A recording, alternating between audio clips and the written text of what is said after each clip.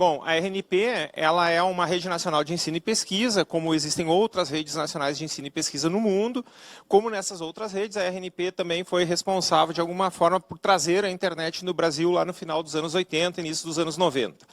Aqui é uma imagem onde a gente mostra as nossas conectividades atuais e algumas futuras, mostrando não apenas o backbone de conectividade nacional desse sistema de ciência e tecnologia, mas também as conectividades de dentro dos estados, o que a gente tem chamado de infovias. A ideia das infovias é permitir que regiões do Brasil que não são hoje atendidas pelo serviço de comunicação para ciência e tecnologia possam ser atendidas e assim melhor democratizar o acesso a essa importante infraestrutura. Bom, a RNP conecta não apenas universidades, mas também hospitais de ensino, parques tecnológicos, organizações de ensino e pesquisa, e essa conexão ela é possível por meio da internet, que se transformou na ferramenta de conectividade mundial, através de colaboração e de serviços seguros, onde serviços seguros ou cibersegurança são serviços que se tornaram parte integrante da internet hoje em dia, porque a gente ouve muitas notícias e somos eventualmente vítimas de problemas de segurança. Então é indissociável a infraestrutura de comunicação da segurança da informação nessa mesma estrutura. Bom, aqui alguns números, né? A RNP ela tem mais de 3,5 milhões de alunos, professores e pesquisadores conectados. Ela conecta mais de 500 instituições em conexões de mais de 100 gigabits por segundo. É a velocidade que temos hoje em dia, mas os nossos planos são para já aumentar essas velocidades para em torno de 800 gigabits por segundo. E por que novas velocidades? Porque o mundo tem ido para essas outras velocidades e a gente não pode deixar de considerar isso. A gente conecta também 50 redes comunitárias e as 27 unidades da federação através dos pontos de presença da RNP ou os POPs. Os POPs são a RNP nos estados, é onde a gente tem os nossos agentes que colaboram em cada um dos estados para integrar as instituições do sistema RNP.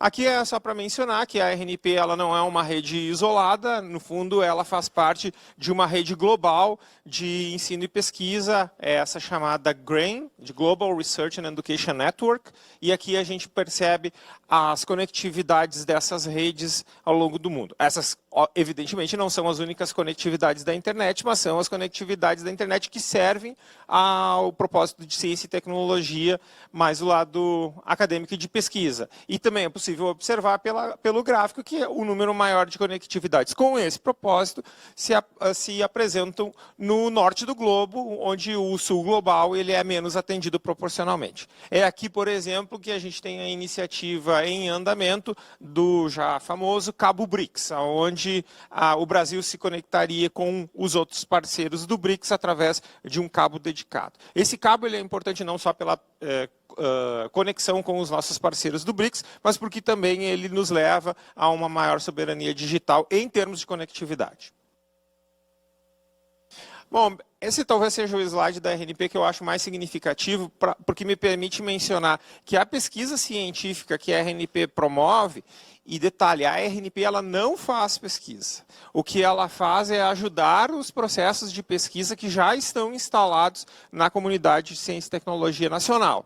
Como a RNP nasceu da comunidade de computação, redes de computadores e engenharias, é natural que essa comunidade, pelo próprio histórico da RNP, tenha uma proximidade maior.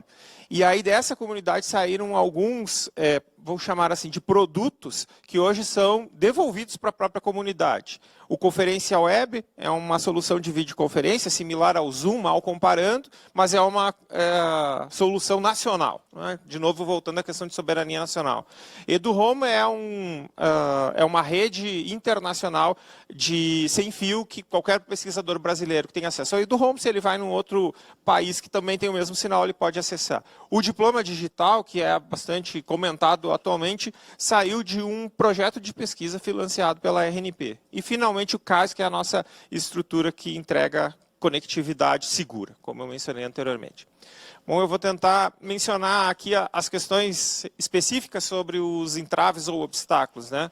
Primeiro, a observação de que a execução de projetos de P&D envolve múltiplos atores, como financiadores, universidades, empresas, órgãos de controle. E orquestrar todos esses atores é um desafio diário, né? Então, as dificuldades de se obter avanços mais significativos, eles não surgem apenas pelo conjunto de pesquisadores, mas é uma questão sistêmica também, né? Eu vou mencionar agora os obstáculos que, do ponto de vista da RNP, são os mais críticos. E eu peço desculpas por, no fundo, estar me repetindo em relação ao que os colegas já falaram anteriormente. Primeiro, né, ineficiência no uso e distribuição de recursos, né? Por falta de uma articulação mais efetiva, os recursos à pesquisa eles não são utilizados da forma mais eficiente possível. Por exemplo, pode haver concentração de recursos nas mesmas iniciativas e por exemplo, quando a gente fala em IA, certamente é uma tecnologia importante para o contexto nacional e internacional, mas não é raro encontrar iniciativas que financiam as mesmas questões de IA. Então, o uso de recursos de forma não concentrada em tópicos específicos é algo que precisa ser observado. Os recursos eles também são pulverizados no tempo, quando a gente tem projetos de pesquisa muito curtos, então os recursos eles ficam picados no tempo. Bem como da cobertura geográfica. A professora Tanara mencionou anteriormente a questão de os recursos ficarem mais concentrados nas regiões sul e sudeste, onde norte e nordeste, centro-oeste tem menor concentração. As iniciativas estaduais e federais, elas também não formam exatamente um arcabouço unificado. Não? Então, a gente vê iniciativas estaduais que às vezes se sobrepõem às federais e vice-versa. Desculpe. E a última observação que eu ia fazer aqui é que a energia para buscar recursos compete com a energia para a produção científica. Então, o pesquisador não apenas é alguém com a capacidade de desenvolver, avançar o estado da arte, mas ele também tem que funcionar como um captador de recursos. E essa energia não é infinita, portanto, a energia que ele gasta para captar os recursos, ele deixa de usar a mesma para executar a pesquisa científica. Sobre burocracia e carga administrativa, né? Muita energia dos pesquisadores é gasta no trabalho administrativo, como mencionado anteriormente, como prestação de contas, que é a parte burocrática que a gente mais menciona, né? E também porque a própria parte burocrática, que eventualmente poderia ser financiada como parte do arcabouço de pesquisa, ela não pode ser normalmente financiada como tal. Então, é difícil alguém fazer um projeto de pesquisa e imaginar que ali ele vai contratar algum serviço administrativo que possa ajudá-lo. Existe um excesso de controle sobre o andamento da pesquisa que obriga os pesquisadores a lidar com essas burocracias desnecessárias. E o tempo para o início dos projetos, a professora Francilene mencionou também, né? Ele é excessivo e conta com um conjunto de processos para aprovação também exagerados. A enorme burocracia para alteração de plano de execução. Se um pesquisador, por exemplo, é um bom gestor dos seus recursos para pesquisa e ele consegue economizar e essa economia pudesse ser utilizada para o avanço daquilo que ele já está fazendo, seria ótimo, mas hoje não acontece isso. O bom pesquisador, o pesquisador que também é um bom gestor e consegue economizar, ele não tem flexibilidade para a alteração de rubricas. E se ele fizer isso, acho que foi mencionado anteriormente, ele corre o risco de ser punido, né? O acompanhamento dos projetos ele é mais focado nos gastos do projeto e não exatamente nos resultados que são obtidos. Obstáculo 3. Falta de infraestrutura que impede o progresso da pesquisa, né?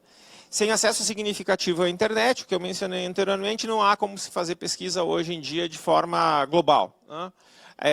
A internet é pelo menos necessária para a gente ter parcerias com instituições no exterior, né? E a gente não pode imaginar que a nossa pesquisa vai ser isolada dentro do Brasil, né? Há menos democracia nesse acesso, porque o acesso à internet no território nacional ele é desigual. Então, o interior do Brasil é muito menos servido de conectividade à internet do que nas grandes capitais. Existem silos de excelência e mesmo esses silos de excelência têm enfrentado desgastes ao longo do tempo por conta dessas questões. Obstáculo 4, né? E aí talvez eu seja, não intencionalmente, mas é uma questão debatível, né? O modelo de produção científica e a relação que a gente tem com o mercado, né? O modelo de pesquisa no Brasil cobra do pesquisador a produção científica mais em volume, né? Mas normalmente não existe um compromisso nessa cobrança com a transformação desses avanços científicos em novos produtos e serviços, tá? Os avanços do estado da arte, foi mencionado anteriormente que o avanço do estado da arte não necessariamente sempre vai levar a serviços ou os novos produtos, mas aqueles que poderiam levar, não existe incentivo para se fazer isso no sistema como um todo, né? Então, esses avanços do estado da arte não se refletem em ganhos para a sociedade em geral, né? Porque o pesquisador é cobrado pela produção científica. Então, o mercado acaba enxergando a academia normalmente como um fornecedor de recursos humanos razoavelmente lento e inflexível. Lento e inflexível porque quando uma nova tecnologia surge no mundo, dificilmente o sistema acadêmico consegue transferir as informações dessa nova tecnologia para os alunos. E o mercado enxerga isso como falta de flexibilidade, né? E aí não há uma real percepção, do ponto de vista do mercado, sobre o valor dos avanços científicos para o próprio mercado. E há pouquíssimo incentivo aos pesquisadores de excelência em transformar a pesquisa em valor de mercado. O que normalmente acontece no Brasil é, como o sistema cobra do pesquisador a produção científica, assim que ele consegue transformar os achados dele em artigos científicos, eles são publicados e o pesquisador volta para o início do processo para criar os novos artigos, né? E esse conhecimento acaba não se transformando normalmente em valor. E a integração entre academia e mercado, tendo a pesquisa como um catalisador dessa integração, não é devidamente incentivada nos processos. Existem iniciativas, obviamente, no Brasil, o professor Prata mencionou várias, né? Mas elas acho que não são no volume esperado que pudesse nos ajudar. E, por último, a professora Tanara mencionou, e eu queria enfatizar, é a questão de recursos humanos, né? Porque hoje temos um corpo de cientistas no Brasil, mas daqui a um pouco o corpo de cientistas vai ser outro, né? Então, as gerações elas precisam ser adequadamente incentivadas, né? Só que para a pesquisa científica avançar, a gente precisa de dois tipos de pesquisadores, pelo menos, né? Aqueles que já estão no sistema, que normalmente são os orientadores, professores, pesquisadores que a gente encontra no sistema, mas também os novos pesquisadores, né? E a ausência de qualquer um desses dois, obviamente, vai impedir os avanços, né? E aí eu volto para a questão das bolsas, né? O valor das bolsas hoje praticados, ele é muito pouco atrativo para os jovens pesquisadores talentosos, né? É muito difícil, em especial nas áreas tecnológicas, imaginar que a gente convida um aluno que está terminando, um aluno talentoso que está terminando o curso de graduação para fazer mestrado. Ele vai dizer assim, não, o meu talento eu vou usar para ir para o mercado e aí poder ter uma melhor qualidade de vida, né? É o tempo para um jovem pesquisador alcançar um nível de qualidade de vida minimamente confortável na academia ou no ambiente de pesquisa é muito maior do que o tempo para alcançar no mercado, né? Aqui, sugestões de caminhos para simplificação e eficiência, né? Harmonização de instrumentos jurídicos e financeiros, que foram mencionados anteriormente também. Novas plataformas digitais de integração e prestações de contas unificadas, também mencionado. Eu falei que eu ia me repetir, né? Planejamento plurianual e fortalecimento de infraestruturas compartilhadas para a gente ter um número menor de projetos de pesquisa que sejam pulverizados no tempo. Envolvimento de pesquisadores experientes nas normas de fomento. Bom, os obstáculos para a execução de PID, eles acabam sendo sistêmicos, foi o que eu mencionei mais no início da apresentação. E aí isso depende de integração e confiança, e eu deixei confiança aqui em negrito, porque eu acho que o corpo de pesquisadores ele é observado com um conjunto de regras que estão colocadas ali, que partem de algum tipo de desconfiança, né? E como pesquisa científica tem um risco envolvido, também mencionado, quando a gente tem um insucesso na pesquisa, mas que que avança o estado da arte, para quem é de fora e não conhece como isso se dá, pode entender aquilo como um comportamento inapropriado. E aí há quebra de confiança.